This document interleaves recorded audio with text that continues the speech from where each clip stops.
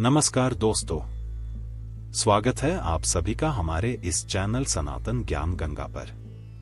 दोस्तों, अगर आप जीवन में कुछ नया सीखना चाहते हैं तो इस चैनल को सब्सक्राइब जरूर करें। श्री शिवाय नमस्तुभ्यम। हर हर महादेव।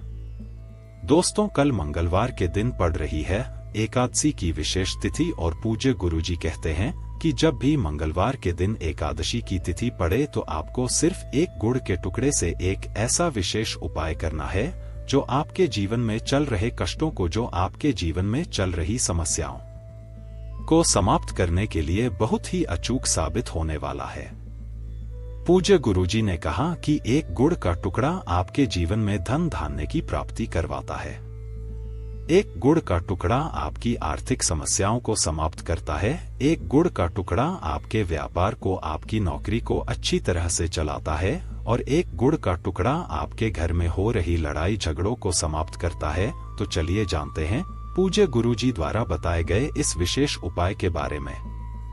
लेकिन उससे पहले अगर आप भोलेनाथ जी को सच्चे दिल से मानते हो तो इस वीडियो को लाइक करें और चैनल को सब्सक्राइब करके कमेंट में हर हर महादेव जरूर लिखें।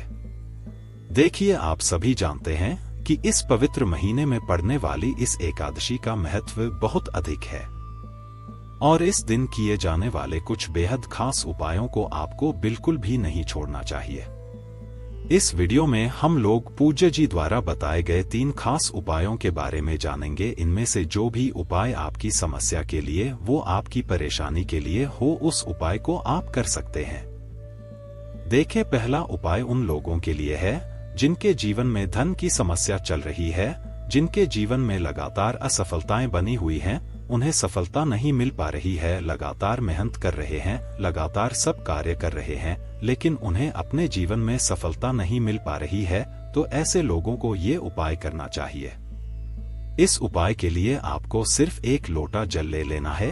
लोटा तांबे का ले लीजिएगा और जल आप अपने किचन से ले लीजिएगा।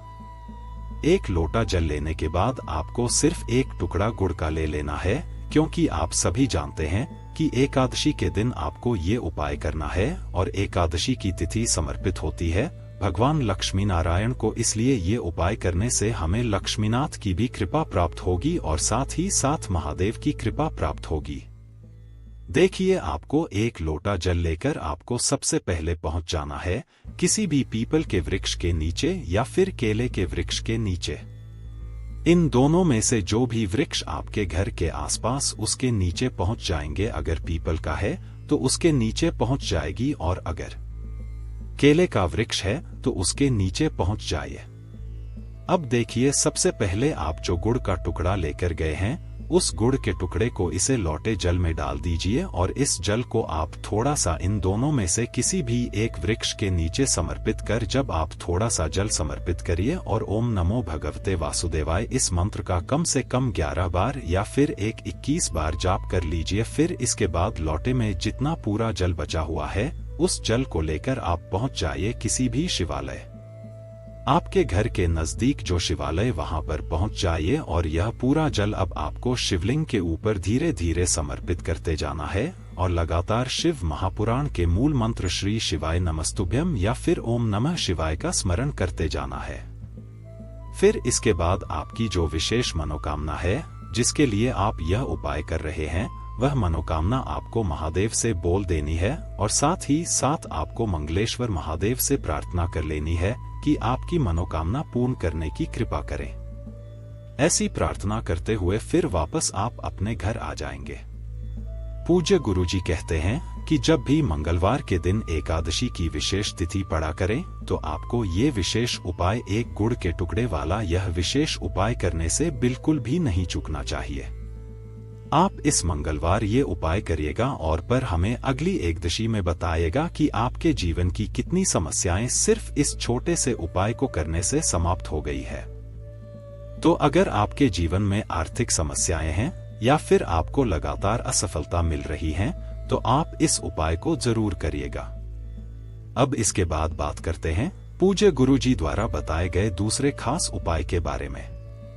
ये उपाय उनको करना है जिनके जीवन में माता लक्ष्मी की कृपा नहीं प्राप्त हो पा रही है, धन धान्य की प्राप्ति नहीं हो पा रही है, धन कमाने के सारे रास्ते उन्हें बंद दिखाई पड़ रहे हैं, दुर्भाग्य दरिद्रता का लगातार सामना कर रहे हैं, तो ऐसे लोगों को ये उपाय कर लेना चाहिए।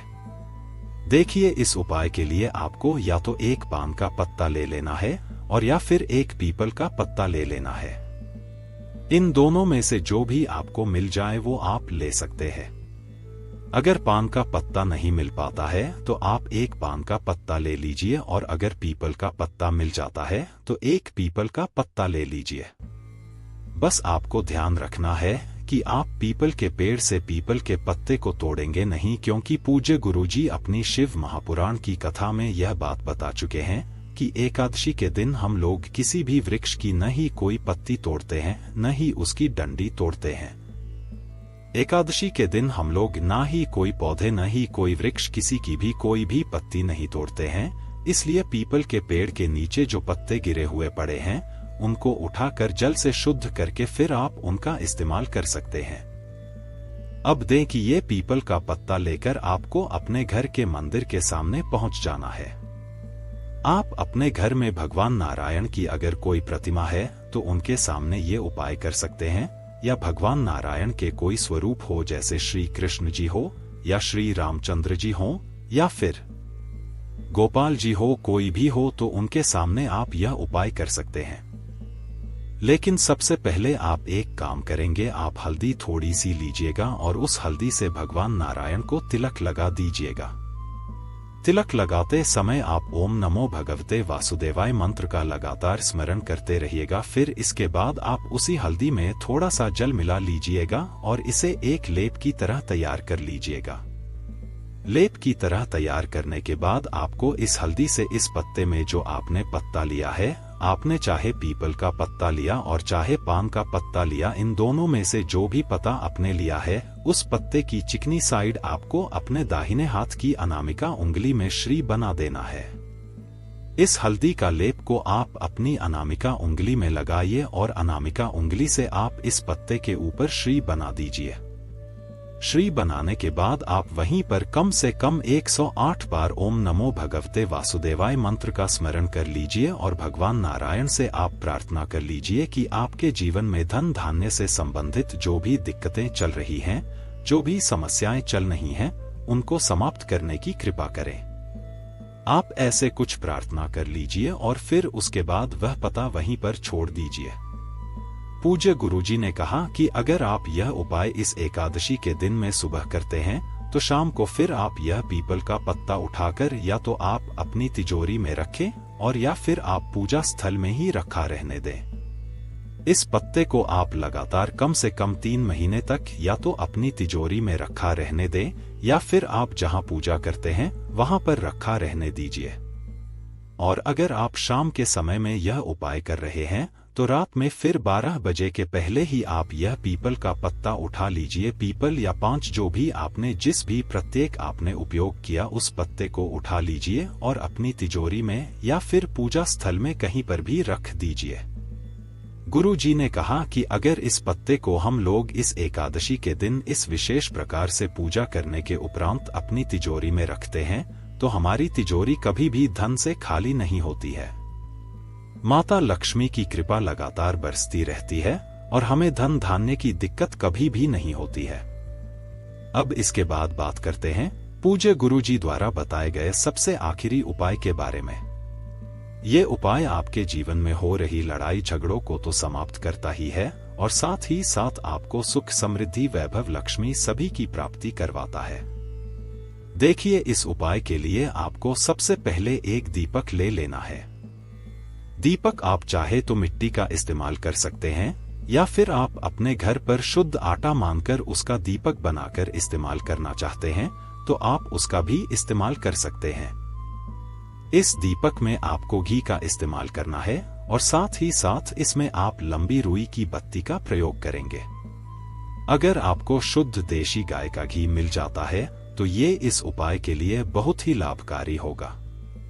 अब देखिए, यह सामग्री लेकर आपको शाम के समय में, यह उपाय आप सिर्फ शाम के समय में करेंगे। शाम को जब सूर्यास्त हो जाए तो उसके बाद आपको ये दीपक लेकर पहुंच जाना है किसी भी पीपल के वृक्ष के नीचे, क्योंकि आप सभी जानते हैं कि एकादशी का दिन भगवान लक्ष्मी नारायण को समर्पित होता है और पीपल के वृक्ष में लक्ष्मी नारायण का वास होता है। इसलिए आप यह उपाय पीपल के वृक्ष में जरूर करिएगा।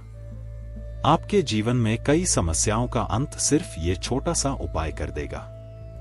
देखें, इस दीपक को आप पीपल के वृक्ष की जड़ होती है और उसके आसपास कहीं पर रख देंगे और इसे प्रज्वलित कर देंगे। उसके बाद आपको एक काम और करना है। आप अपने घर से 11 काले तिल के दाने या फिर 21 काले तिल के दाने जरूर ले जाएगा। ये काले तिल के दाने भी आपको इस दीपक में डाल देना है। काले तिल के दाने डालने के बाद आप कम से कम 108 बार ओम नमो भगवते वासुदेवाय इस मंत्र का स्मरण जरूर कर लीजिएगा।